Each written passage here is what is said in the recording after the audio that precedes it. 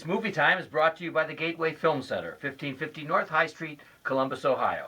For their details and showtimes online at gatewayfilmcenter.com. The award-winning It's Movie Time is produced by John DeSando. Listen to the shows and read reviews online at WCBE.org. I'm John DeSando. And I'm Johnny DiLoretto. And this is It's Movie Time. I'm back. Oh, man. I'm back on It's Movie Time. He's here at the WCBE I couldn't stand studios. it. I couldn't stand it anymore. He used to do your food show here. I used to do my food show here, Foodcast, which occasionally still will pick up a few Facebook likes. Oh, my gosh. And then obviously would record with you in here. And even have, It's Movie Time doing. I started with you and Clay. And Clay, years ago, right. Well, opening up today is the end of the tour. Right. Jason Segel, Mm-hmm. Jesse Eisenberg, Right. about acclaimed writer David Foster Wallace. Yeah. All right. So Segel plays David Foster Wallace, hot off of the acclaim of his masterwork, Infinite Jest. Yes. And Eisenberg... Thousand pages. Thousand pages of it. And Eisenberg plays David Lipsky, a writer at the time for Rolling Stone magazine, who was enamored of Wallace's writing and was hell-bent on doing this interview with him. Right. So basically the premise of the movie is Lipsky shows up at Wallace's unassuming abode, and this little dance begins between them. It's nice you use that because the film ends with the dance. Oh, remind me. When he's dancing. Oh, it does. Yeah, that's right. That Really little slow nice. motion. That's funny. Yeah, see, I'm operating on a higher level and didn't even know it. So I was, guarded against his performance, and yet I opened up to it. He's really good in here. He's finally doing something a little different. He is playing a hyper-intelligent, hyper-self-aware writer who's painfully self-aware and, is fighting depression. And I think he does a superb job. I believe he should be nominated for an Oscar. Oh. Not that he'll win, but Here we go with the hyperbole. I'm sorry. Not only does he wear the bandana and the glasses just like Wallace. I got to tell you, I thought I enjoyed the performance. I don't know if it's Oscar caliber or not. And I'll tell you why. Because it seems as though he, as believable as it was, he kind of fell into a sort of easy rhythm there. And I agree. And it's not a big in-your-face role. Yeah. And it doesn't have the kind of shout-out that many Oscar-winning roles do. And I agree with you on that. I just think that he made me believe that he was Wallace. Sure.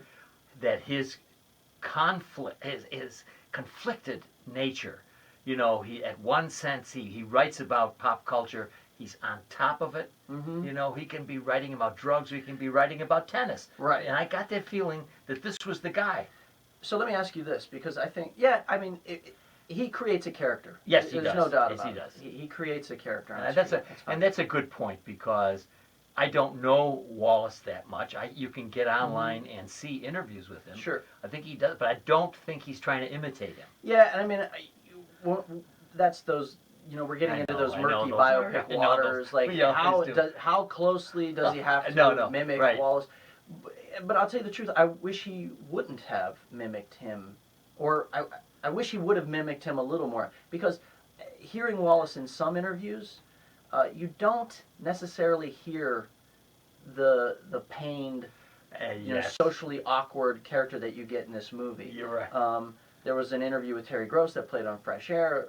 They repeated a little while ago, and to hear him on there was to hear a different person than you see in this movie, and I think that might have been a little more interesting for me if we would have heard, or we would have seen some vacillation between presenting this socially facile self and then a more painful inward self as well. But we just get the painful inward self. Let me ask you a question.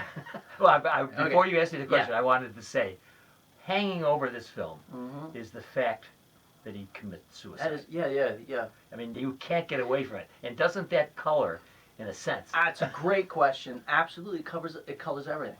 Yeah. It colors the whole thing, because we know that even as this guy is fighting it off, even though he's connecting with this other soul who understands him, or seems to be loyal to him in some way, and they connect. It sort of, there's this melancholy pall cast over everything, because it feels, it's like watching the Titanic. It's like watching Yes, Titanic. right. You know the ship is going down. At first, it's, Wallace is a little guarded, and then once he discerns Lipsky's respect and that he's not out there to exploit him, he opens up. They begin to connect. A friendship forms. They kind of go through this. You see the birth and death of a friendship in the span of 5 days, which is somewhat beautiful.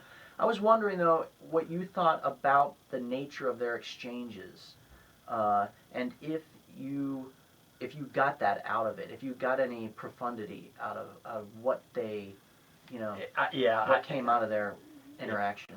Out of it came one line that Wallace says to Lipsky, and he says, "You don't want to be me."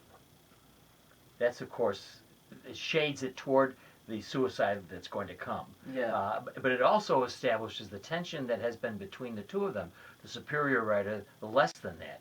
And I thought this was part of the give and take. I saw it as a boxing match between the two, in which Wallace was clearly the bigger guy. Mm-hmm. Yeah. But this little nerd played by Eisenberg, which he does better than anybody else on the planet, was in there, smartly in there. In fact, he has all these tapes after he learns that he dies. Yeah. And he gets himself a Pulitzer nomination, I think, for his memoir of that. So, yeah, I got it. And in that line, where he says, "You don't want to be me," Right. I thought, all right, that's cool. Yeah, my favorite scene was, my favorite interaction between the two of them was near the end of the film, when they're driving back, and it's after there's been some tension there with the flirting. With I love that scene. Isn't that amazing? And Lipsky calls him out on his, his faux regular guyness.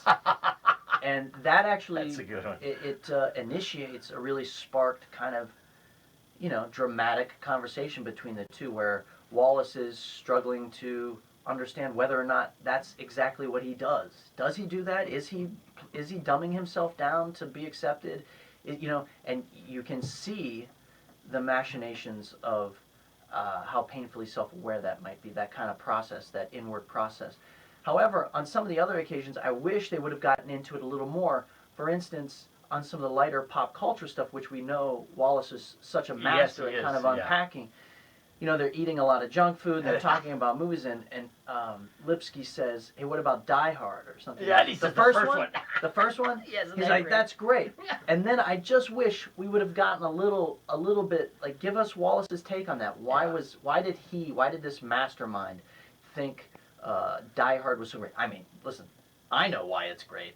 Anyway, if you look at some of his work, at the heft of it, and then you look inside that, and you see there are passages without paragraphs. Mm-hmm. Looks like James Joyce. Right. Looks like long dissertations.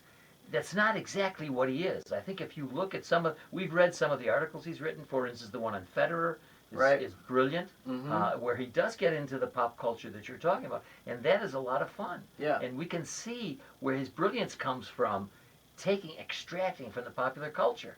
And I love it. He's addicted to TV. Yeah. He won't have a TV because he says he'll look at it. Yeah, he'll get lost in it. And there is a moment when Lipsky knocks on his hotel room door, and he answers in a frenzy, and you think he opens the door, and you think maybe he's got something going on in there in that hotel room. Yeah, right. You think maybe he's got like some companionship. Right. And it turns out he's just immersed in a Dallas Knots Landing marathon or something along those lines. Well, I had a couple of quotes from him. Yeah. For instance, he said, "Fiction's about what it is to be a human being." He can say simple things like this. Mm-hmm.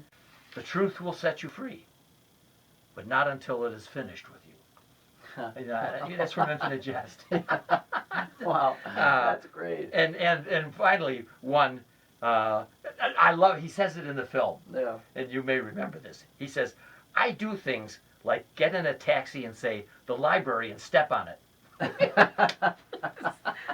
The guy has a great sense of what's happening and a sense of irony. You know, I will admit I have not read Infinite Jest. I know of it. I've read passages from it. I'm tempted. I've read a couple of essays of Wallace. I've read just enough of the guy to know what a scintillating writer he was, and what a just facile mind he had. When I heard that he died, it was a bummer, man. Yeah. I was kind of, you know, it was bad news because I knew that we had lost somebody who was so smart. And you know, so the beauty of movies, and this movie interests me so much, I might download that behemoth and put it in my reader. Do you have a supercomputer? I know. I'm wondering if my iPad can. Yeah, I don't handle know. it. I would like to be there when that happens to see if, like, it, you know, the thing starts to throb. That's how good I think the film is. Mm-hmm. You know, it's a two-hander. It's My Dinner with Andre without the food. You know, I mean, It's My Dinner with Andre on the road and more Yes. pop culture driven. Yeah, you yeah.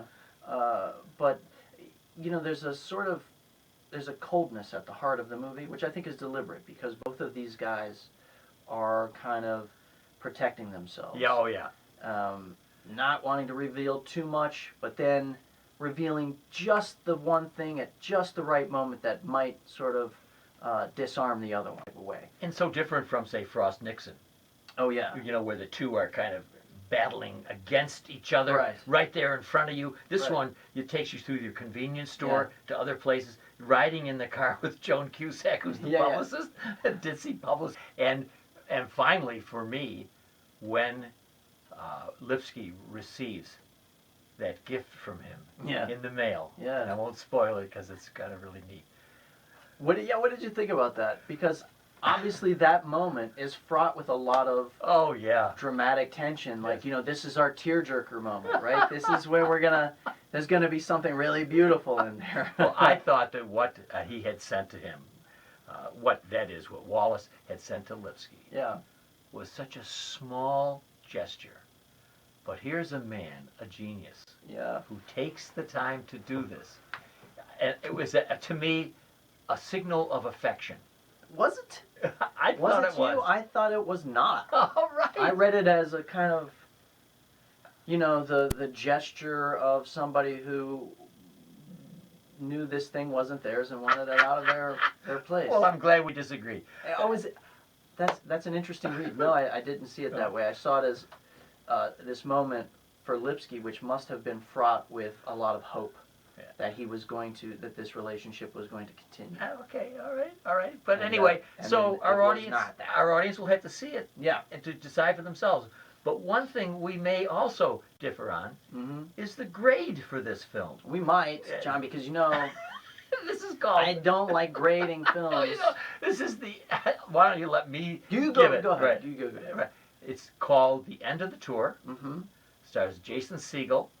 He's playing the great writer David Foster Wallace, and I award it an A-. I was going to say A-. Oh, excellent! I was going to say A-. All right, oh, that's great for us. It's such a quiet, small, lovingly put together film.